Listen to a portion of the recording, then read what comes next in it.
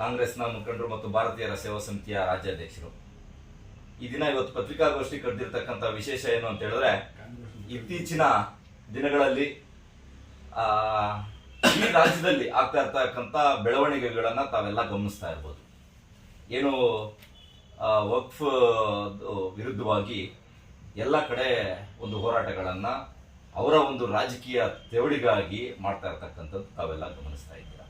ಆದ್ರೆ ಇಲ್ಲಿ ನಾನು ನಮ್ಮ ಕ್ಷೇತ್ರದ ಮಟ್ಟಿಗೆ, ಚಿಂತಾಮಣಿ ವಿಧಾನಸಭಾ ಕ್ಷೇತ್ರದ ಮಟ್ಟಿಗೆ ಹೇಳೋದಾದ್ರೆ, ಇಲ್ಲಿ ಎಷ್ಟೋ ವರ್ಷಗಳಿಂದ ಅನ್ಯೋನ್ಯವಾಗಿ ಅಣ್ಣ ತಮ್ಮಂದರ ರೀತಿಯಲ್ಲಿ ಬಹಳ ಸಹೋದರತ್ವದಿಂದ ಹಿಂದೂ ಮುಸ್ಲಿಂ ಬಾಂಧವರು ಇಲ್ಲಿ ಜೀವನವನ್ನು ಸಾಗಿಸ್ತಾ ಇದ್ದಾರೆ.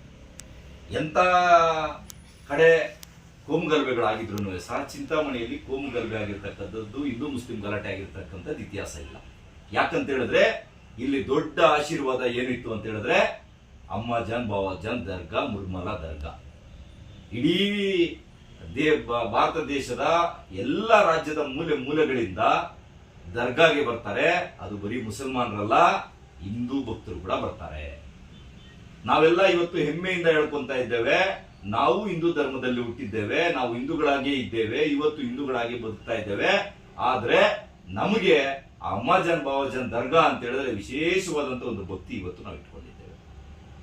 ಇವತ್ತು ನೀವು ಒಂದು ಜವಾಬ್ದಾರಿಯುತ ಸ್ಥಾನದಲ್ಲಿ ಇರ್ತಕ್ಕಂಥ ಮಾಜಿ ಸಂಸದರು ಮುನ್ಸ್ವಾಮಿ ಅವರು ಇವತ್ತು ಪದೇ ಪದೇ ಚಿಂತಾಮಣಿಗೆ ನೀವು ಭೇಟಿಯನ್ನ ಕೊಟ್ಟು ಇಲ್ಲಿ ಜಾತಿ ಜಾತಿಗಳ ಮಧ್ಯೆ, ಧರ್ಮಗಳ ಮಧ್ಯೆ ನೀವು ಬೆಂಕಿಯನ್ನ ಇಟ್ಟು ಅದರಲ್ಲಿ ಇವತ್ತು ನೀವು ಬೇಳೆ ಬೇಯಿಸ್ಕೋಬೇಕು ಅನ್ನೋ ಒಂದು ಯೋಚನೆ ಮಾಡ್ತಾ ಇದ್ದೀರಲ್ಲ, ಇದು ನಿಮ್ಗೆ ಎಷ್ಟು ಮಟ್ಟಿಗೆ ಶೋಭೆ ತರುತ್ತೆ ಅಂತೇಳಿ ಇವತ್ತು ಪ್ರಶ್ನೆ ಮಾಡಕ್ಕೆ ಹೊರಟಿದ್ದೇವೆ.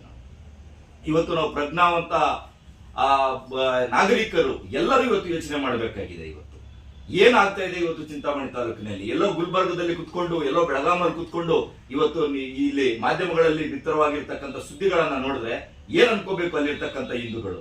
ಯಾಕೆ ಅಪಪ್ರಚಾರವನ್ನ ಮಾಡ್ತಾ ಇದ್ದೀರಾ?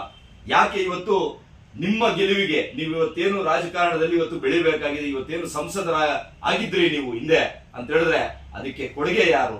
ಆ ಕೊಡುಗೆ ಕೊಟ್ಟಂತವರು ಇವತ್ತಿನ ಉನ್ನತ ಶಿಕ್ಷಣ ಸಚಿವರು, ಜನಪ್ರಿಯ ಶಾಸಕರಾಗಿರ್ತಕ್ಕಂಥ ಅಣ್ಣ ಡಾಕ್ಟರ್ ಎಂ ಸಿ ಸುಧಾಕರ್ ಅವರು ನಿಮ್ಗೆ ಅವರ ಭಿಕ್ಷೆಯಿಂದ ನೀವು ಇವತ್ತು ಸಂಸದರಾಗಿ ಆಯ್ಕೆ ಆದ್ರಿ.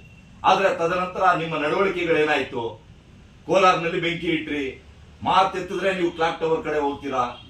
ಇವತ್ತು ಮುಳಬಾಗಲಲ್ಲಿ ಬೆಂಕಿ ಇಟ್ರಿ, ಎಲ್ಲಾ ಕಡೆ ನೋಡ್ವಿ. ಬಂಗಾರಪೇಟೆಯಲ್ಲಿ ಚೀಮಾರಿ ಹಾಕ್ಸ್ಕೊಂಡ್ರಿ. ನಿಮ್ಗೆ ಯಾರು ನಿಮಗೆ ಅಲ್ಲಿ ಬೆಂಬಲ ಕೊಟ್ಟಿದ್ರು, ನಿಮ್ಮದೇ ಸಮುದಾಯದ ಶಾಸಕರಲ್ಲಿ ಇದ್ರು ಸಹ ನೀವು ಚೀಮಾರಿ ಹಾಕ್ಸ್ಕೊಂಡು ಬಂದ್ರಿ. ಇಲ್ಲಿ ಇವತ್ತು ಚಿಂತಾಮಣಿಗೆ ಇವತ್ತು ಬಂದಿದ್ದೀರಾ, ಶ್ರೀನಿವಾಸಪುರಕ್ಕೆ ಇವತ್ತು ಹೋಗ್ತಾ ಇದ್ದೀರಾ.